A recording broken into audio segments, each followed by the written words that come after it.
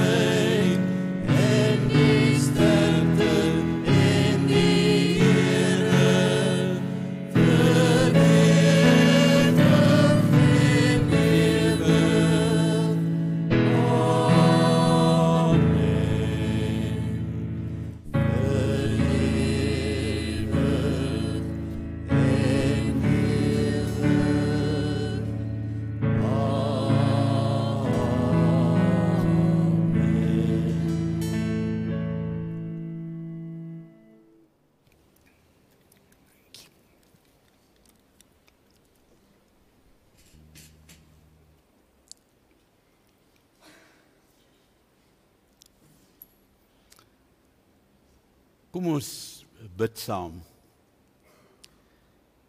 Hemelvader, waar ons vanoggend hier voor U stil word, wil ons vir U dankie sê. Dankie Here dat ons hierdie dag nog kan vier.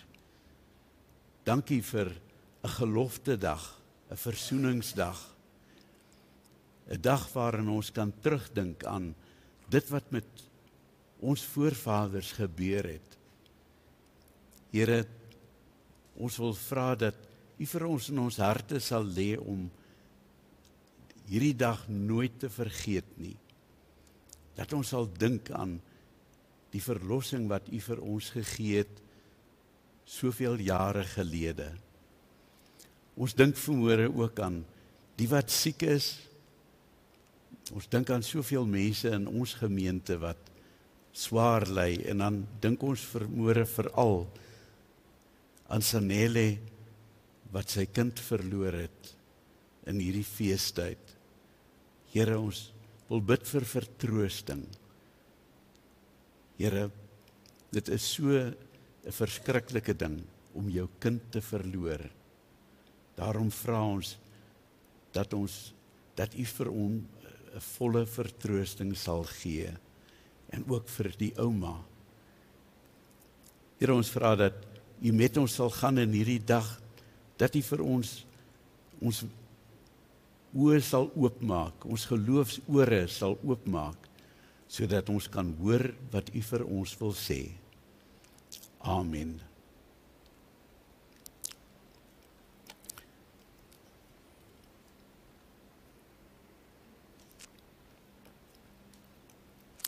Vriende, ons wil vir ons self die vraag afvra: waarom is ons hier vandag? Hoekom sit ons almal hier in die kerk vandag? Natuurlik is dit geloftedag. Dis die dag wat ons herdenk waar God ingegryp het in 'n absolute hopelose situasie, 16 Desember 1838. Maar Dit is ook baie belangrik dat ons vir onsself daai vraag gaan afvra. Waarom moet ons nog vandag Geloftedag vier? Moet ons nog vandag Geloftedag vier? Amptelik word dit natuurlik gesien as Versoeningsdag. In 'n sekere sin is dit natuurlik ook waar. Dit is 'n versoeningsdag, want soos wat ons net nou gaan sien, het die gebeure van 16 Desember 1838 uiteindelik versoening in ons land gebring, eerder as verdere vyandskap. Kom ons herinner onsself net 'n bietjie, wat het presies op daai dag gebeur? Eintlik moet ons so 'n paar jaar teruggaan in die geskiedenis. En ons begin by Tshaka. Tshaka was natuurlik 'n uiters charismatiese leier gewees. Ja, hy was wreed en so aan, maar Tshaka het baie dinge gedoen vir die Zulu volk. Hy het absoluut van niks af, het hy 'n nasie opgebou. Hy het gegaan en klein stammetjies, klein groepies mense, het hy saamgesmelt en uiteindelik die Zulu volk gebou. Hy is 'n uiterste strateeg gewees. En hy het daai volk uitgebou tot 'n formidabele mag, wat uiteindelik die grootste deel van die oostelike helfte van Suid-Afrika verenig het as 'n volk. Maar op 22 September 1828 vermoor sy eie twee broers vir Tshaka, Dingaan en Mhlangane. Maar in die proses besluit Dingaan dat Mhlangane vir hom dalk 'n groot oppositie kan wees. En hy vermoor ook daai broer van hom, as ook enige iemand anderste wat moontlik 'n aanspraak op die troon kan hê. Dingaan was baie anders as Tshaka. Hy was gemaksugtig, hy was wreed, hy was slinks, hy was lui. 10 jaar later, 6 Februarie 1838, onderhandel Pieter Retief en 100 manne saam met hom, met Tshaka of Dingaan oor grondgebied. En soos wat ons almal weet, word Pieter Retief wreed vermoor saam met al sy manne. Slegs een persoon het ontsnap, Pieter Retief se seentjie, wat saam met hulle was. Enigste een wat ontsnap het. Net daarna volg die verskriklike, koelbloedige moord van Bloukrans. 480 mense word wreed vermoor, waarvan meeste van hulle vrouens en kinders was. Die gevolg van hierdie moorde was dat Andries Pretorius daardie sogenaamde Wen-kommando van hom saamgestel het. Nou, op 9 Desember 1838 lei die ouderling Sarel Silje die oggendediens. Terloops, daai jare was daar nie predikante gewees nie. Hulle was baie skaars gewees. Die enigste predikante wat hier was ingevoer uit Skotland of uit Nederland. En die ouderlinge moes die eredienste lei. Die oggend het Sarel Silje daar op die ou kanonnetjie, ou Griekie, gaan staan en hy het gepreek. En toe het hy hierdie plegtige belofte voorgestel, dat die groep dit aflê. Die gelofte was natuurlik in Nederlands, en ek dink die enigste persoon hier vanmôre wat dit gaan verstaan is Gerlinde. want ons praat net eenvoudig nie meer Nederlands nie. Beide broeders en mederlandgenoten, hier staan we tans op een ogenblik voor een heilige God van hemel en aarde, om een belofte aan hem te beloven, het als hy met syne beskerming ons sal wezen. Kom ons doen dit liewerste in Afrikaans. Ek dink dit gaan beter wees. Hier staan ons voor die heilige God van hemel en aarde, om 'n gelofte aan hom te doen, dat as hy ons sal beskerm en ons vyand in ons hand sal gee, ons die dag en datum elke jaar as 'n dankdag soos 'n Sabbat sal deurbring, en dat ons 'n huis tot sy eer sal oprig waar dit hom behaag, en dat ons ook aan ons kinders sal sê dat hulle met ons daarin moet deel tot nagedagtenis vir die opkomende geslagte, want die eer van sy naam sal verheerlik word deur die roem en die eer van oorwinning aan hom te gee. Vriende, basies was dit 'n belofte aan God, dat as hy hulle sou beskerm, dat hulle en hulle nageslag elke jaar daai dag sou herdenk. Baie belangrik is dat hulle ook vir die Here 'n kerk sal bou, 'n huis sal bou, waar dit die Here behaag. Dit het hulle in werklikheid gedoen, maar ons sal bietjie net nou verder kyk daarna. Nou elke aand daai volgende week het hulle die gelofte herhaal na hulle of tydens hulle aandgodsdiens. En ook die Engelse vrywilligers wat daar was nie net voortrekkers gewees nie, daar was ook Engelse persone gewees saam met hulle in hierdie groep. Op 15 Desember berig 2 verspieders dat hulle 'n geweldige groot Zulu mag gesien het, wat op pad was om met hulle te kom afreken. Hulle het gereken, daar moes tussen 15 en 20.000 mense gewees het. En tot op daai stadium was hierdie Zulu impie nog nooit verslaan nie, het hulle nog nooit weggehardloop van 'n geveg af nie. In die voortrekkerkamp was daar 464 voortrekkers, met voorlaaiers, natuurlik heel wat meer voorlaaiers, want ek weet nie of julle weet hoe 'n voorlaaier werk nie. Hy word gestop met 'n pluis en dan word daar buskruit ingesit en dan word daar 'n koel ingedruk en vasgestamp met 'n wat is die Afrikaanse woord, 'n ramrod. Ja, in elk geval. En dan eers kan die skoot afgetrek word. Hy trek die snerrer en dan wag hy so rukkie tot die kruit die brand en gaan die skoot af. Dis 'n stadige proses. So terwyl hy skiet, moet die helper wees wat vir hom help om hierdie volgende voorlaaier weer aan die gang te kry, sodat hy kan skiet.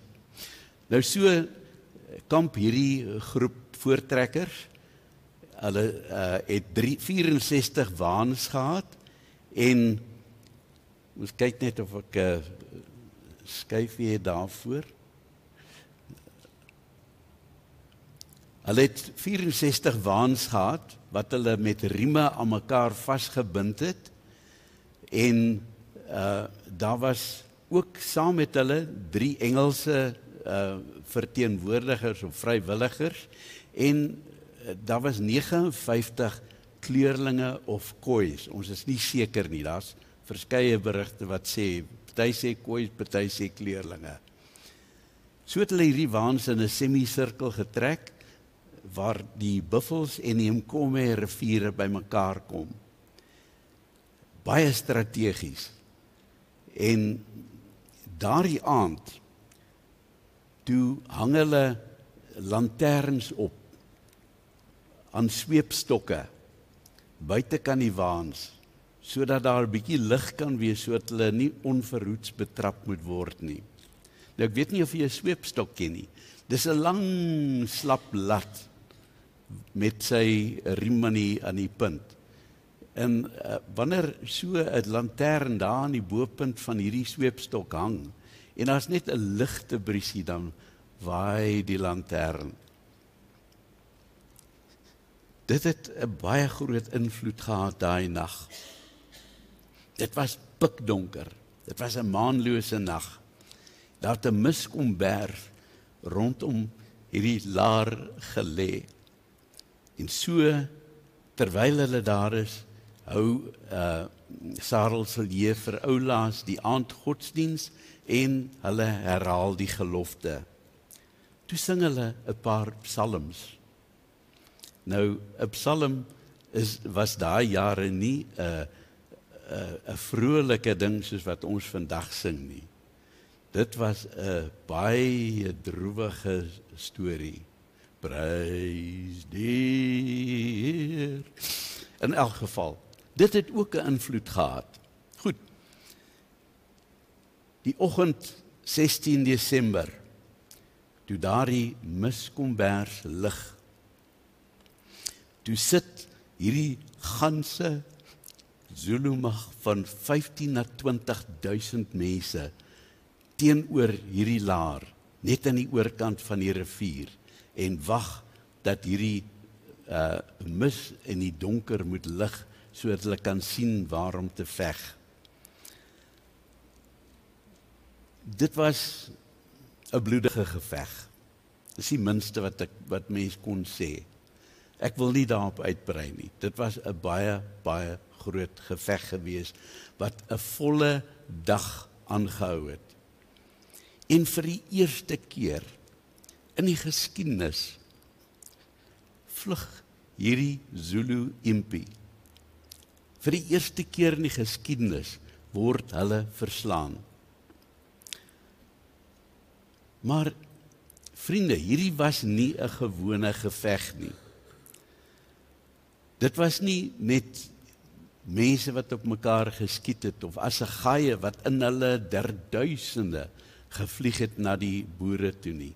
Terloops, aan die voortrekkerkant is daar nie 'n enkele persoon gesneuwel nie. Net 3 was liggewond. En aan die Zulu kant was dit presies die teenoorgestelde.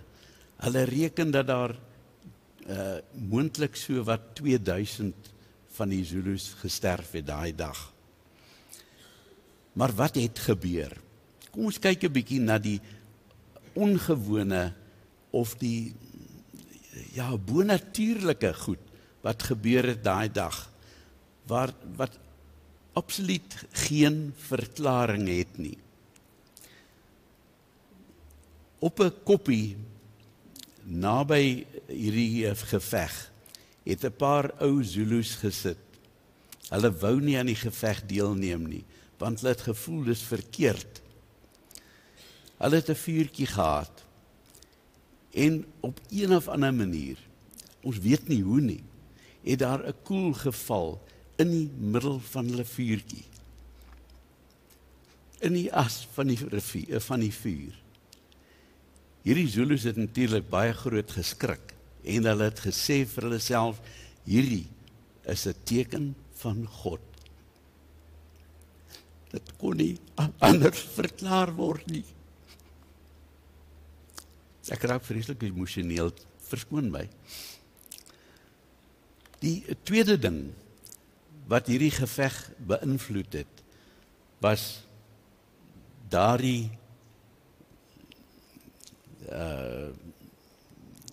ek wil nie lekker saamspeel nie, daar sê, was daardie vorige aand, die lanterns wat so geswaai het in die mis, en die miskomberg wat so om hierdie laar gehang het, en dan daai spookagtige liedere wat hierdie voortrekkers gesing het, dit het iets verskrikliks geklink. En vir die Zulus wat nooit so iets gehoor het voorheen in hulle lewens nie, was hierdie absoluut, dit het hulle totaal ontseën nie. 'n Ou Zulu het vertel in 'n radio-onderhoud in 1947 dat sy oupa in die slag van Bloedrivier was en dat hy met sy eie 2 oë gesien het. Rondom hierdie laar was daar mense, manne, soldate in wit klere. Toe wonder hy, wie was hierdie mense? En hy het sy eie gevolgtrekking gemaak. Dit was engele.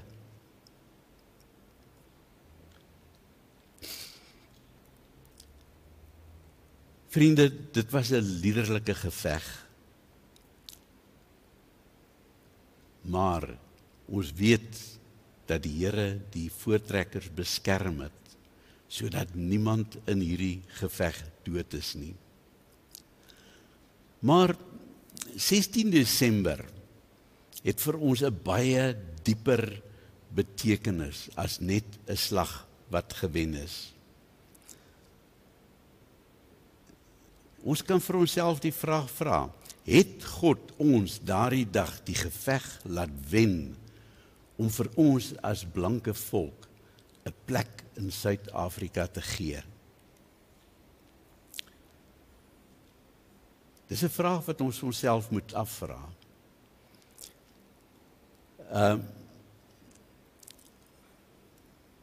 Eintlik moet ons vandag besef dat dit nie hier gegaan het oor wen of verloor nie.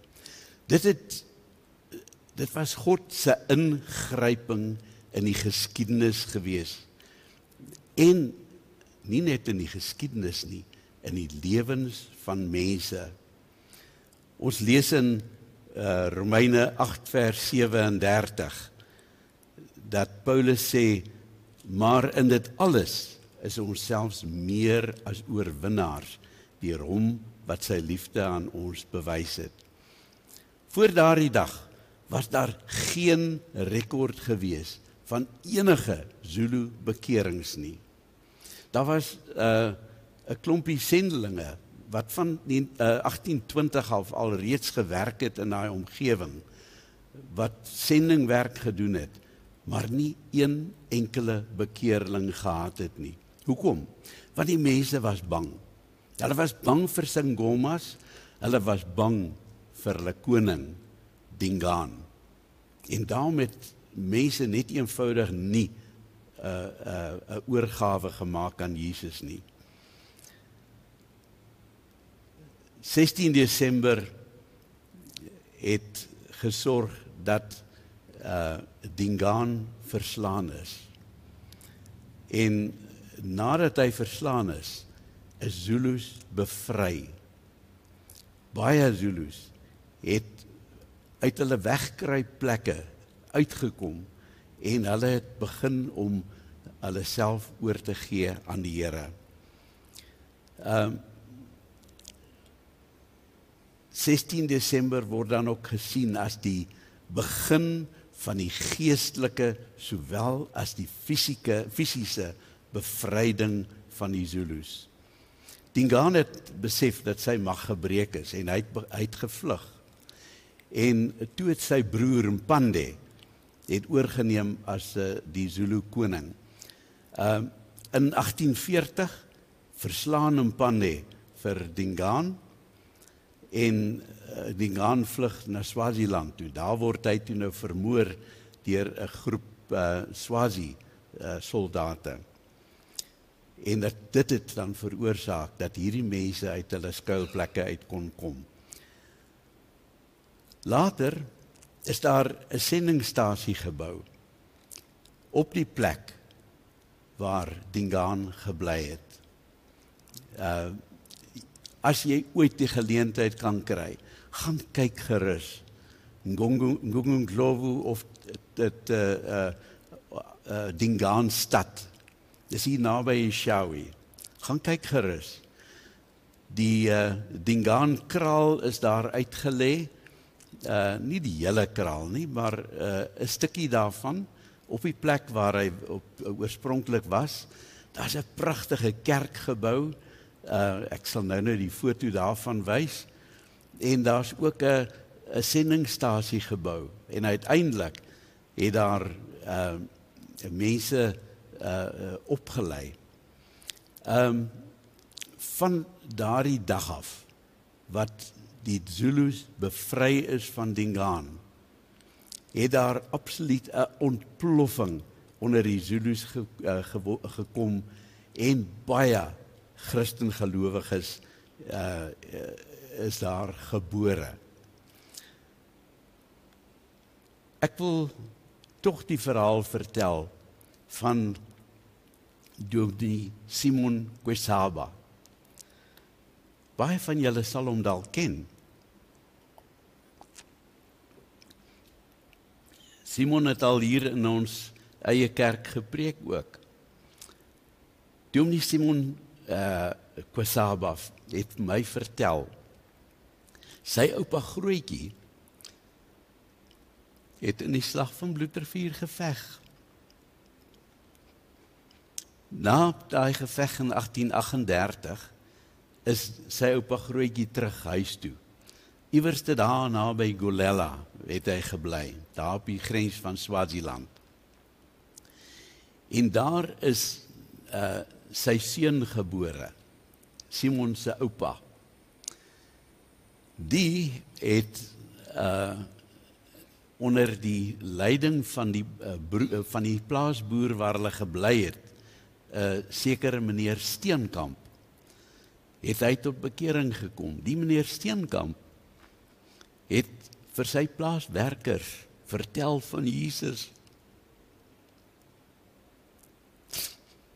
Daardie plaasboer het sy plaaswerkers geëvangeliseer. En so diep was sy oupa aangeraak deur hierdie ontmoeting met Jesus, dat hy besluit het om 'n opleiding te gaan doen as 'n evangelis. En dit is juis gedoen daar by Dingaan stad. Daar is terloops Dominee Simon in aksie, die een in die wit klere in die middel. Die NG Kerke die sendingstasie daar gebou, en later het dit ook 'n opleidingscollege gekry vir evangeliste. En dan daai pragtige kerkie wat jy daar aan die regterkant bo sien. Daai kerk se toring is 'n kruis, maar dit is so massief groot, dat jy binne in hierdie kruis kan opklim tot bo. Geweldig, dit is asemrowend. Maar daar het Simon toe natuurlik ook groot geword op dieselfde plaas, en sy oupa het hom weer vertel van Jesus. En op 'n dag, toe vat sy oupa hom na 'n goeie Vrydagdiens toe, daar naby Shawi. En daar kom Simon tot bekering. En hy besluit om ook, soos sy oupa, 'n evangelis te word. Daar in 1965 kry Simon toe self ook opleiding in daai selfe opleidingskollege vir evangeliste. En hy het 3 jaar lank was sy opleiding daar. Daarna het hy oralste rond gepreek, in Sesloe, in Eshowe, en ek weet nie waar orals nie. En uiteindelik land hy toe in Stanger, hier in ons eie gemeente, waar hy verlang gewerk het as 'n evangelis. En toe, 1992, besluit hy wil homself verder gaan kwalifiseer. En toe gaan hy terug. Intussen is daar toe ook by Dingaanstad 'n kweekskool vir predikante tot stand gekom. En daar het hy toe 'n volwaardige dominee geword. Hy is terug na Stanger toe, en daar dien hy vandag nog. Hy, aan die einde van die maand, tree hy finaal af. Vriende, hierdie is maar een van talle soortgelyke verhale. 16 Desember was 'n keerpunt in die geskiedenis van die Voortrekkers. Dis 'n keerpunt gewees. Dingaan, hulle grootste opponent of vyand, is verslaan. En natuurlik is Dingaan se opvolger, hulle het hom gehelp, die Voortrekkers het hom gehelp om vir Dingaan te verslaan. En uiteindelik het die Voortrekkers hom op 'n later stadium weer gehelp, toe daar 'n ander vyand teen hom opgekom het. En die uiteinde van die saak is, dat hy vir die Voortrekkers 800 plase gegee het. Dink net, 800 plase, oralste versprei oor Zululand. Maar, dit was nie net vir die Voortrekkers 'n omkeer in hulle lewens nie, dit was net so ook vir die Zulu volk, want daai dag het baie mense wat gedoem was tot die ewige verderf, begin om 'n nuwe lewe saam met Christus te lewe. Met ander woorde, mense is versoen met Christus as gevolg van die gebeure van 16 Desember. Wanneer ons dit in gedagte hou, dan kan ons nie anderste nie as om te praat van Versoeningsdag.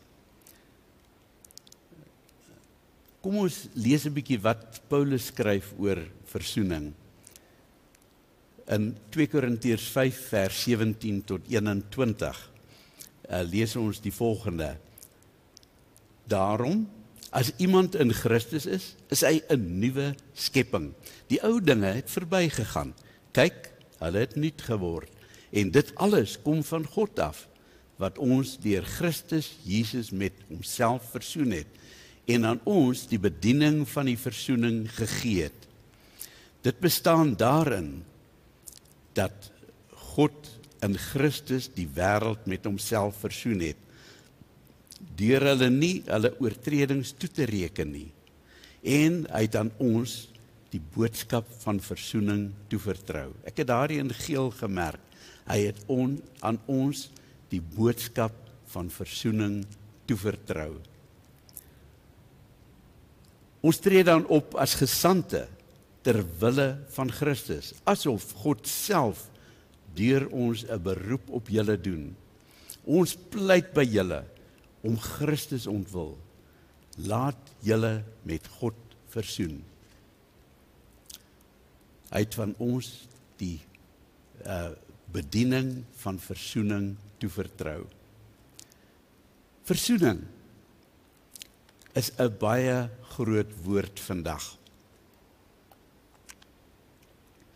Ons hoor elke dag van vredemakers wat probeer om rebelle en regerings met mekaar te versoen. Ons hoor van verskriklike bloedvergieting ten spyte van hierdie pogings tot versoening. Wêreldleiers probeer baie hard om Rusland en die Oekraïne met mekaar te versoen. Dit werk nie. Wêreldleiers probeer om Israel en Hamas met mekaar te versoen. En ons weet, dit werk nie. In die proses is duisende mense is al dood en miljoene mense is totaal ontheem, uit hulle huise uit, weg. Nou sê Paulus vir ons, dat die gelowiges die bediening van versoening gegee is.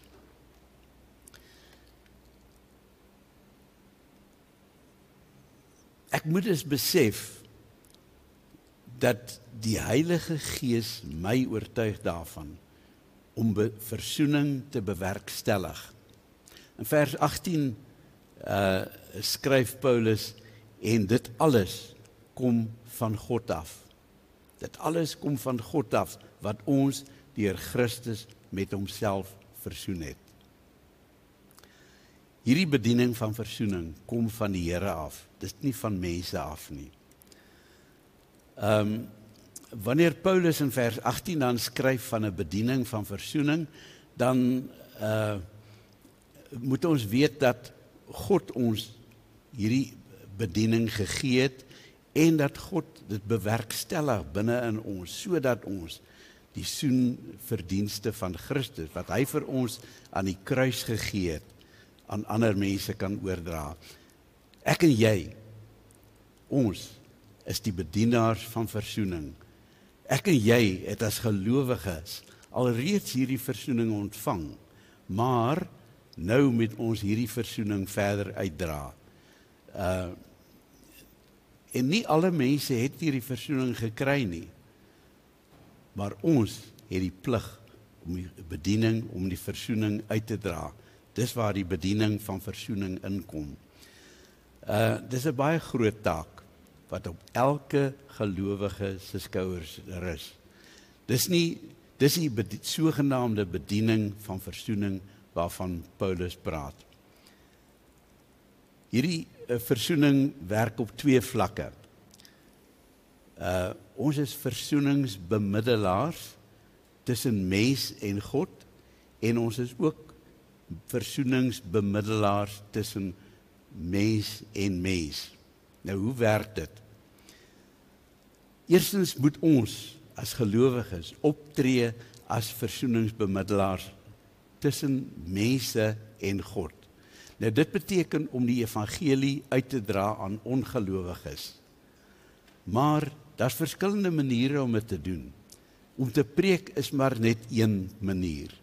Om die waarheid te sê, iemand wat preek in 'n kerk, dra nie die versoening, die bediening van versoening uit nie. Dit is 'n opleiding van gemeentelede. Waar versoenings uitgedra word, is dit buite die kerk, waar mense nie preek nie. Hoe doen ons dit? Deur 'n lewe van God se liefde te weerspieël. Dit is eintlik 'n baie groter preek as om net te praat. Ja, ons kan praat met mense, maar jou lewe is 'n baie, baie groter voorbeeld van dit wat die Here wil hê ons moet doen. Deur liefde uit te leef, om liefde uit te straal, is alreeds 'n baie groot preek. Vriendelikheid, gasvryheid, vergewensgesindheid, alles wat mooi is. Paulus skryf hierdie pragtige lied in 1 Korintiërs 13, waar hy vertel van die liefde, wat die liefde nie is nie, en wat die liefde werklik is. Geduld, omgee, en nog al die ander mooi goed. Om met God versoen te kan raak, behels met ander woorde terselfdertyd ook 'n versoening met jou medemens. Hierdie 2 loop hand aan hand. Versoening met God, versoening met die medemens. Die een kan nie sonder die ander nie. Jy kan nie sê dat jy skielik verskriklik lief is vir die Here en dan leef jy in onvrede met jou medemens nie. Dit werk net eenvoudig nie so nie. Jesus beklemtoon hierdie liefde op verskeie plekke in die Nuwe Testament. Gaan lees hulle maar. Hy het begin deur vir die Fariseërs te sê, jy moet God lief hê, maar jy moet jou naaste lief hê soos jouself. Toe het hy op verskeie geleenthede vir sy disippels gesê, julle moet mekaar lief hê. Soos ek julle lief gehad het, moet julle mekaar lief hê. En dit gaan oor liefde tussen gelowiges. Jou medegelowige moet jy lief hê. Maar Jesus het ook gesê, jy moet jou naaste lief hê. Hy het die gelykenis van die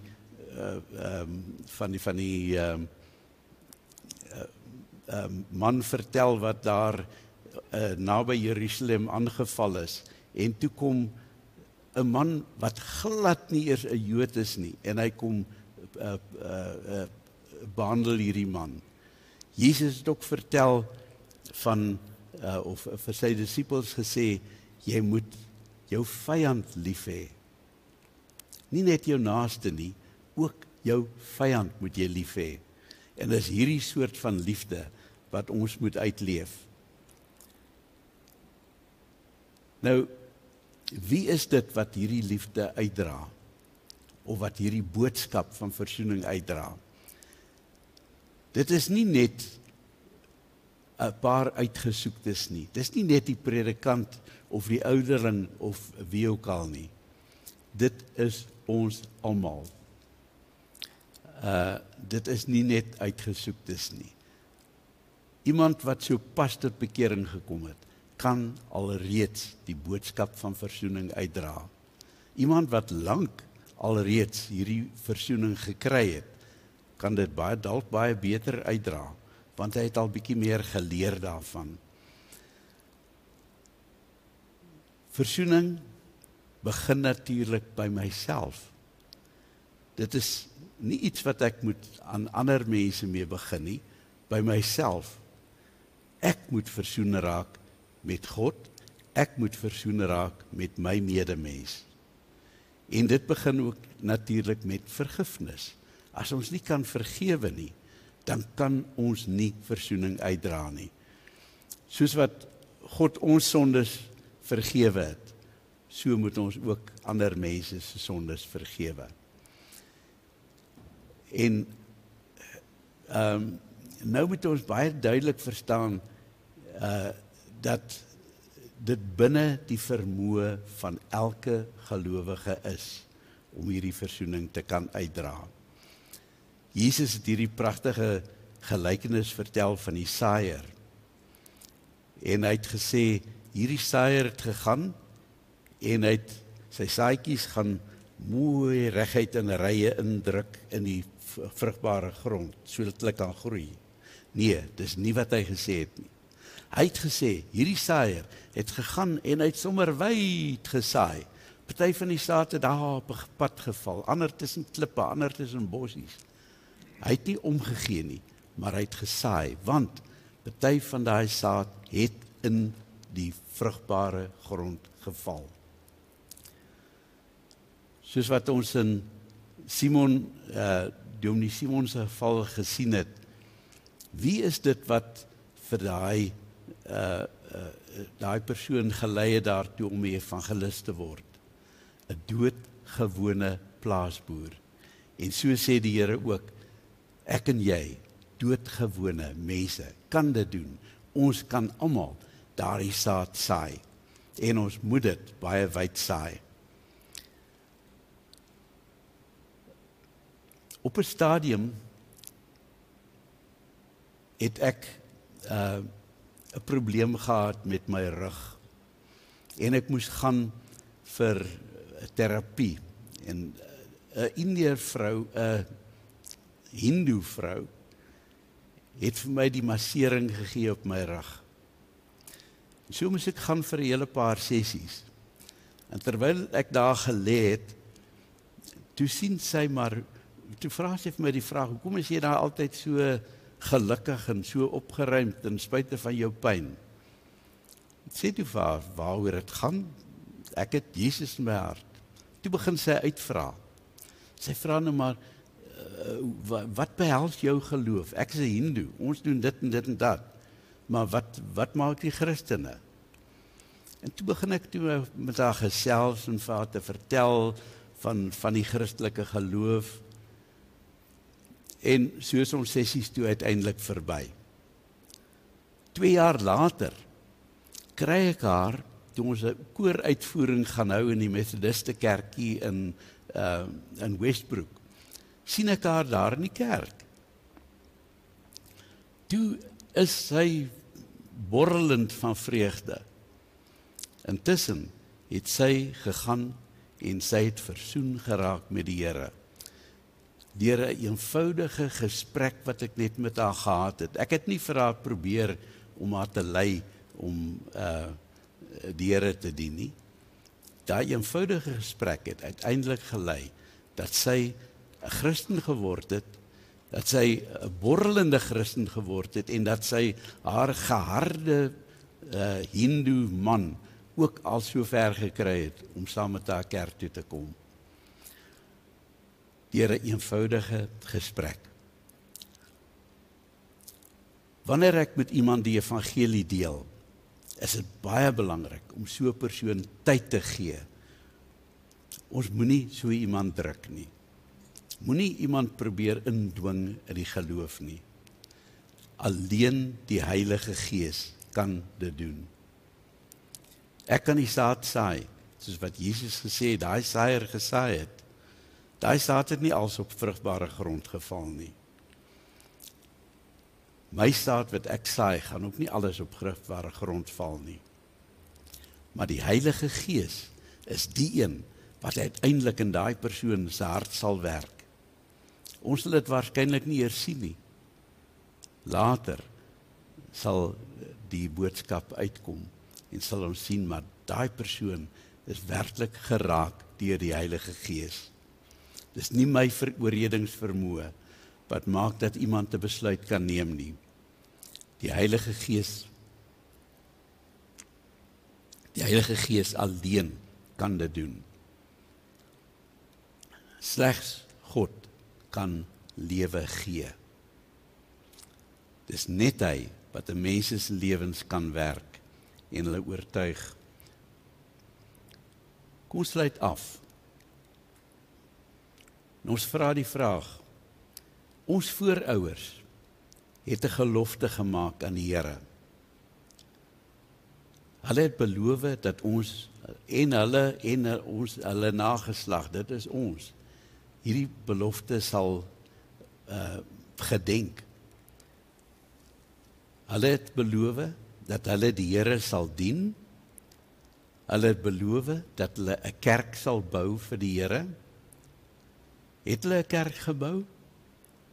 Vriende, hulle het 'n kerkie gebou, ja, op Pietermaritzburg, die ou gelofte kerkie. Maar hulle het verder gegaan, hulle het verder kerke gebou. Wat is kerk? Kom ons vra net, wat is 'n kerk? Is dit hierdie gebou? Nee, dit is nie die kerk nie. Die kerk is die mense in hierdie gebou. En dit is wat die voortrekkers gedoen het. En dit is wat ons vandag verder moet doen. Ons moet kerke bou vir die Here. Kerke van vlees en bloed. Is ons vandag verplig om hierdie gelofte te hou? Is ons verplig om dit te doen? Dis 'n vraag wat ons vir onsself moet vra. Hoekom sit ons hier? Is dit omdat ons verplig word om dit te doen? Ek dink nie so nie, vriende. Ek dink nie ons is verplig om dit te doen nie. Maar hoekom doen ons dit? Hoekom doen ek dit? Ek doen dit omdat ek dit wil doen vir die Here. Dit is wat die Here wil hê ek moet doen. En daarom doen ek dit. En dit is waarom ons ook vandag hier sit. Ons is maar 'n klein groepie hier vandag. Maar dit is hoekom ons hier is. Omdat ons die Here wil dien. En hoe dien ons die Here? Deur sy naam uit te dra. Deur saam te kom. Deur saam te kom sing. Deur hom saam te kom loof. Amen. Kom ons raak stil voor die Here en bid ons saam. Hemelvader, baie dankie dat ons vandag ook hier kon besin oor gelofte dag. Dat ons kon besin oor dit wat U vir ons wil sê oor gelofte dag. Dat dit nie maar net 'n herdenking is van iets wat gebeur het 150 jaar gelede nie. Maar dat ons hier is, omdat ons hier wil wees, omdat ons U wil loof en prys. En ons wil U dankie sê vir dit wat U vir ons gedoen het. Nie net vir ons volk nie, maar vir die hele land. Vir almal in ons land Suid-Afrika. Here, dat ons kan uitgaan. Gee vir ons die krag daarvoor. Gee vir ons die wil en die moed om U liefde uit te leef op alle terreine in die lewe. Ons vra dit in die naam van Jesus ons verlosser. Amen. Ons gaan nou ons dankoffers opneem en daarna gaan ons die oorwinningslied sing. Pragtige lied om vir ons te sê dat die Here vir ons oorwinning gegee het. Nie net oorwinning oor 'n volk nie, maar oorwinning oor die duiwel en sy werke.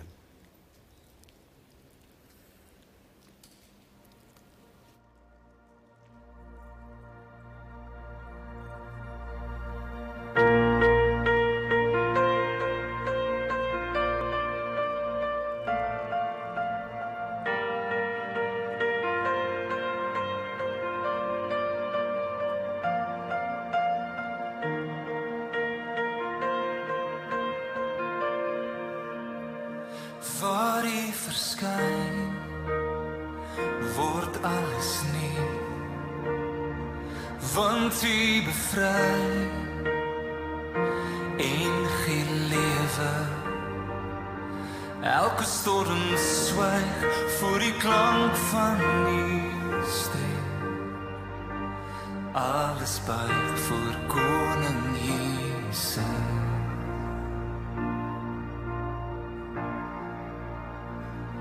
U is die held wat vir ons veg. U baan die weg vir ons oorwinning. Elke vyand vlug, elke vesting val neer. Naam bo alle name hoogste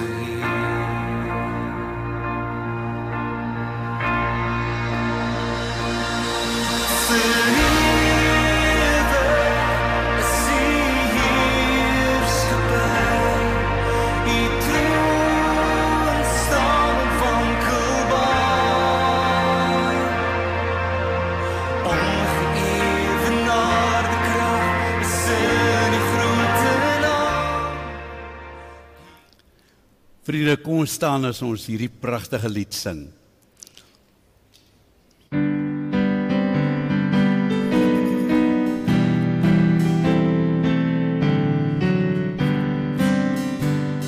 Ek sien in my gees die glorie en die almag van die Heer, die allerhoogste wat in liefde oor sy koninkryk regeer.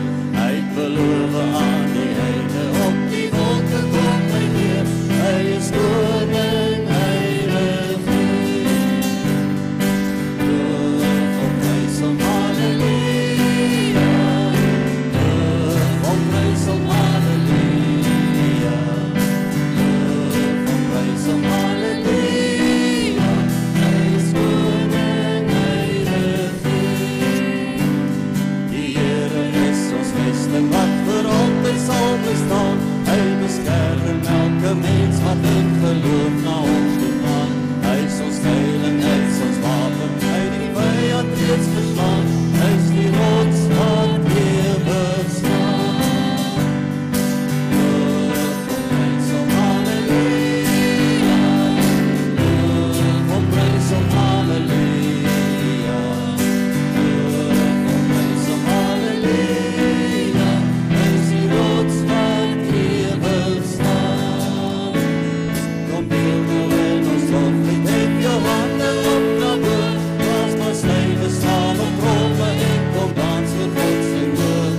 Kom leef vir die oorwinning van sy woord van het ons troon, want sy woord sal ewig staan. Loof hom, prys hom, halleluja. Loof hom, prys hom, halleluja. Loof hom, prys hom, halleluja. Want sy woord sal ewig staan. Kom ons loof hom. Loof hom, prys hom, halleluja. Loof hom, prys hom, halleluja. Loof hom, prys hom, halleluja. Want sy woord sal ewig staan. Want sy woord sal ewig staan. Want sy woord sal ewig staan.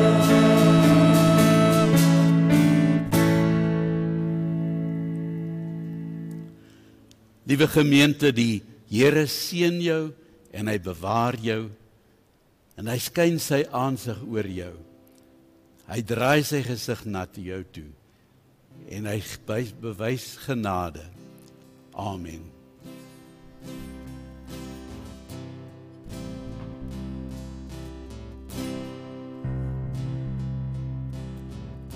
Die Here seën jou en bewaar jou, skyn sy aangesig oor jou, mag hy genade bewys. Die Here draai sy gesig na jou, mag hy jou